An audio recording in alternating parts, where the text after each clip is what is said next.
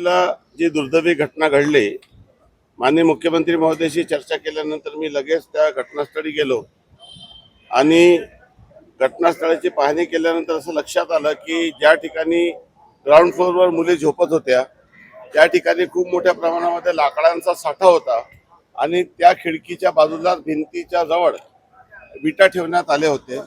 त्यामुळे तो सर्प त्या जे लाकडांचा साठा जलाऊ लाकडांचा साठा होता तिथून विटांच्या माध्यमातून खिडकीतून आत शिरला आणि जो स्नेक होता त्या स्नेकची देखील मी पाहणी केली। तो इंडियन क्रेट नावाचा स्नेक होता ज्याला मण्यार म्हणतो।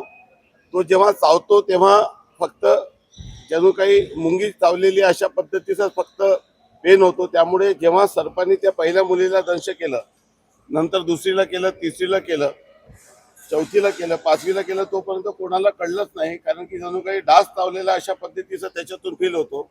नंतर एक मुलीला तिची वारंवार तिला चावत असल्यामुळे तिची झोप उघडली आणि ती जोराने जेव्हा ओरडली तेव्हा सर्व विद्यार्थी जागे झाले, परंतु 3 मुलींचा त्यात मृत्यू झाला। एक मुलीला काल दीपिका नावाच्या मळावी नावाच्या मुलीला एअरलिफ्ट करून नागपूरला शिफ्ट केलं आणि एक मुलगी सध्या गडचिरोलीला ऍडमिट आहे, तिला शिफ्ट करणं शक्य नाही। ती सध्या स्टेबल आहे, परंतु तिचं ट्रीटमेंटसाठी आपण सर्व पद्धतीचा प्रयत्न करत आहोत। काल पीडित कुटुंबाच्या लोकांशी देखील मी भेट घेतली आणि माझ्यासोबत जिल्हाधिकारी आणि एटीसी आणि सर्व तिथले स्थानिक लोकप्रतिनिधी यांना घेऊन जेव्हा मी त्या आश्रमशाळेची पाहणी केली तेव्हा ही बाब लक्षात आली की अनेक ठिकाणी जे नियमानुसार ज्या गोष्टी द्यायला पाहिजे ते दिले जात नाही, योग्य जेवण दिलं जात नाही, झोपण्याची योग्य व्यवस्था नाही। अधिकारी फक्त त्या ठिकाणी जातात आणि फक्त नोंदी घेऊन येतात। ही कुठल्याही परिस्थितीत सहन केला जाणार नाही। काल रात्रीच माननीय मुख्यमंत्री महोदयाशी या संदर्भात चर्चा झाली। लवकरच या संदर्भात 14 तारखेला मी बैठक ठेवलेली आहे आणि या संदर्भामध्ये मंत्री आदिवासी विकास यांच्याशी चर्चा करून अतिशय सक्तीने कारवाई करण्यात येईल आणि ज्या ज्या उपाययोजना केल्या नाही त्यावर योग्य कारवाई करण्याच्या सूचना दिलेल्या आहेत। टाइम बाउंड मॅनर मध्ये जर हे सर्व केलं गेलं नाही तर कठोर कारवाई करण्यात येईल आणि या प्रकरणी देखील पोलिसांना उचित कारवाई करण्याच्या सूचना।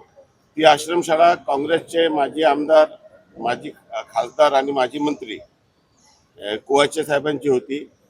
हीच व्यवस्था सुरू आहे की वर्षानं हे फक्त संस्थेच्या लोकांना पोचण्यासाठी जणू काही हा आश्रमशाळा आहे आणि वर्षानुवर्षापासून फक्त अनुदान लाटायचं आणि त्या मुलांना तसंच ठेवायचं हे आता टॉलरेट केलं जाणार नाही।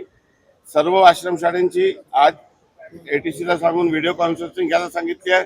आज नवीन ॲडवायझरी त्यांना सांगितलेली आहे आणि आज खरं म्हणजे हे जे शासनाने राज्य शासन अतिशय महत्त्वाचे निर्णय घेत आहे, हे सर्व भरतीमधले घोटाळे आपण बंद करत आहोत।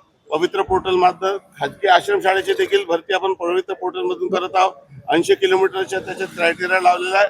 त्याशिवाय नवीन पूर्णपणे या संदर्भामध्ये एक ॲडवायझरी आणि कार्यपद्धती आता आम्ही तयार करत आहोत। 14ला ते आम्ही जाहीर करू आणि ज्या त्याची सक्तीने अंमलबजावणी होईल याच्यासाठी जबाबदारी निश्चित। जे आश्रमशाळा असो, कुठल्याही पक्षाच्या वॅन्सीची असो, मी त्या सर्व विद्यार्थ्यांशी चर्चा केली। त्यांनी अनेक वेदना आणि व्यथा मला सांगितल्या, त्या सर्व मनाला फार वेदना देणाऱ्या होत्या।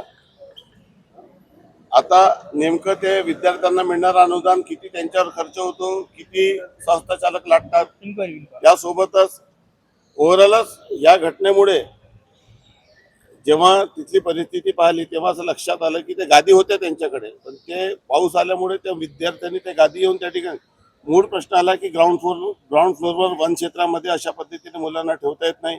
खिडक्यामध्ये कुठली जाडी लावण्यात आलेली नाही, उलट खिडकीच्या बाजूला लाकूड संचय करण्यात आला। खूप मोठ्या किमान 4-5 ट्रक लाकूड त्या ठिकाणी होतं।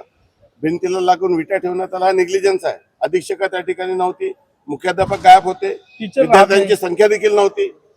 हे सर्व अशाच पद्धतीचा जो गलथान कारभार आहे याला कुठल्याही परिस्थितीत नियंत्रणात आणला जाईल।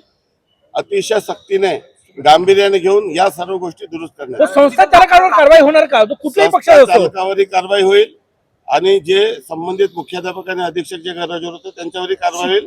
गुन्हा दाखल करण्याच्या सूचना दिलेल्या आहेत। मी आपल्याला सांगितलं की ही बाब सत्य आहे की अटेंडन्स देखील राहत नाही। मी कुठली बाब लपत नाही आणि जे घटना आहे ते मी पूर्णपणे सत्य सांगत आहे. हे कुठल्याही परिस्थितीत या कल्याणकारी राज्यामध्ये अशा पद्धतीचे संस्था चालकाचे लाड पुरवण्यासाठी सरकार काम करत नाही, तर सरकार गरीब विद्यार्थ्यांसाठी काम करते आणि गरीब विद्यार्थ्यांना योग्य शिक्षण आणि न्याय मिळेल या संदर्भामध्ये मंत्री आदिवासी विकास यांच्याशी आजच मी चर्चा करणार आहे. लवकरच बैठक घेऊन आपल्याला त्या संदर्भात कळवण्यात येईल. संस्था चालकावर फौजदारी कारवाई करण्याच्या सूचना ऑलरेडी दिलेल्या आहे आणि त्यानुसार कारवाई करण्यात येईल. गोडाऊन सारखा वापर नव्हता.